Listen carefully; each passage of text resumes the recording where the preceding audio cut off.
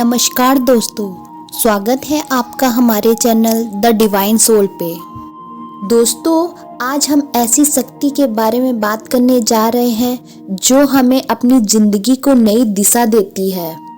एक ऐसी शक्ति जो हमें ज़मीन से उठा के आसमान तक पहुंचाने की ताकत रखती है और हमें एक नई पहचान देती है। ये एक ऐसी शक्ति है जो हमारे सबके अंदर मौजूद है, पर कुछ लोग ही इसे पहचान पाते हैं और जो लोग इसे पहचान गए वो अपनी ज़िंदगी में कुछ भी हासिल कर सकते हैं जिनकी उन्हें कल्पना भी नहीं होती। तो दोस्तों, अब आप सोच रहे होंगे कि आखिर ये शक्ति है क्या? तो वो शक्ति है विल। जी हाँ दोस्तों, हमारी इच्छा शक्ति। आपने महान English writer the George Herbert के प्रोवर्ब में भी सुना ही होगा, where there is a will there is a way. जितने भी सफल व्यक्ति हैं इस संसार में, उनकी सफलता का कारण सबसे पहले इच्छा शक्ति ही है। कुछ कर दिखाने का जुनून और वह इच्छा शक्ति जो आज वह जिंदगी में एक सफल व्यक्ति कहलाते हैं। तो आइए दोस्तों, बिना कोई विलंब किए इच्छा शक्ति का उदाहरण देते हुए एक कहानी की शुरुआत करते हैं। एक भिखारी था, उसका नाम सोनू था। वह अक्सर ट्रेन में भीख मांगा करता था। एक दिन की बात है, वह रोज की तरह ट्रेन में भीख मांग रहा था। तभी उसकी नज़र एक व्यक्ति पे पड़ी जो कि सूट बूट पहनकर बैठा हुआ था। सोनू ने सोचा, चलो इस व्यक्ति से भीख मांगते हैं, इससे जरूर कुछ अच्छा मिलेगा। उसके बाद वह उस व्यक्ति के पास गया और भीख मांगने लगा। सोनू ने कहा, सेठ कुछ दो ना। सेठ ने कहा, भाई तुम कौन हो? जी मैं भिखारी हूँ, मुझे कुछ दे दो ना। सेठ ने भिखारी से कहा, अगर मैं तुम्हें भीख दूंगा तो उसके बदले में तुम मुझे क्या दोगे? सोनू को कुछ समझ नहीं आया और सेठ से कहने लगा कि सेठ मैं तो भिखारी हूँ, भला आपको मैं क्या दे सकता हूँ। उसके बाद सेठ का स्टेशन आ गया और वह उतर गया, लेकिन उसकी कई बातों से सोनू सोच में पड़ गया और सोचने लगा कि क्या इसलिए उसे कम भीख मिलती है, क्योंकि वह भीख के बदले में लोगों को कुछ नहीं दे पाता। पर दूसरी ओर उसके मन में ये भी बात चल रही थी कि मैं तो भिखारी हूँ, भला मैं किसी को क्या दे सकता हूँ। सोनू यही बात सोच सोच के बहुत परेशान था।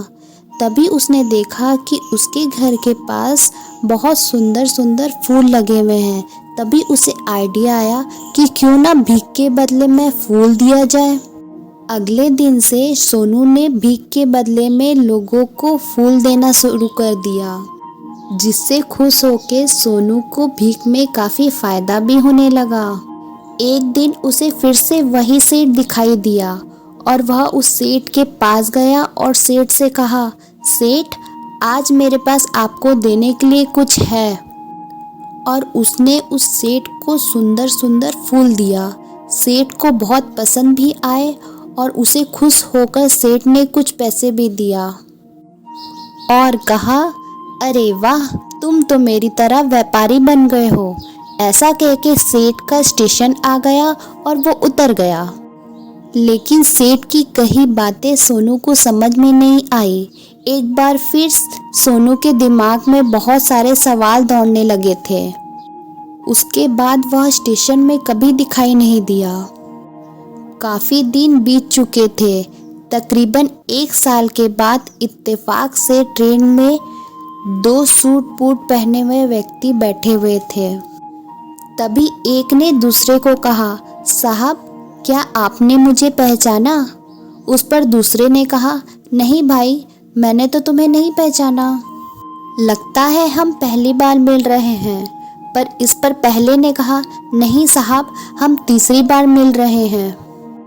तब दूसरे ने कहा, क्या आप मुझे याद दिलाएंगे कि हम पहले 2 बार कब मिले थे? इस पर पहले ने कहा, साहब मैं वही भिखारी हूँ जिससे आपने भीख के बदले में कुछ देने के लिए कहा था।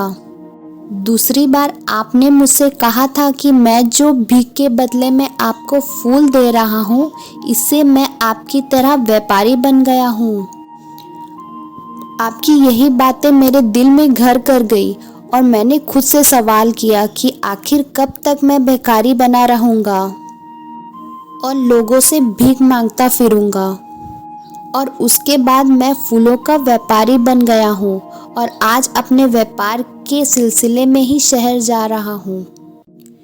ये बात शायद मुझे कभी समझ नहीं आती, लेकिन आपके द्वारा बोले गए शब्दों से मुझे मुझसे मिला दिया।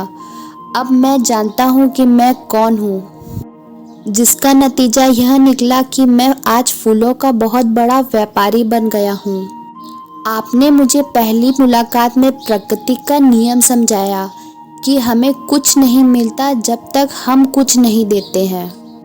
लेन देन का नियम तो आपने मुझे समझाया है, सच में यह काम करता है। लेकिन उसके बाद भी मैं खुद को हमेशा भिखारी ही समझता रहा। मगर आपने मुझे दूसरी मुलाकात में यह एहसास दिला दिया कि मैं एक व्यापारी हूँ। तो दोस्तों, सोनू अपने आप को भिखारी ही मानता रहा जब तक वो सोचता रहा कि मैं एक भिखारी हूँ।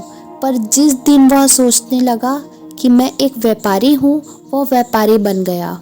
धन्यवाद दोस्तों। अगर आपको हमारी कहानी पसंद आई हो तो हमारे चैनल को लाइक और सब्सक्राइब ज़रूर करें।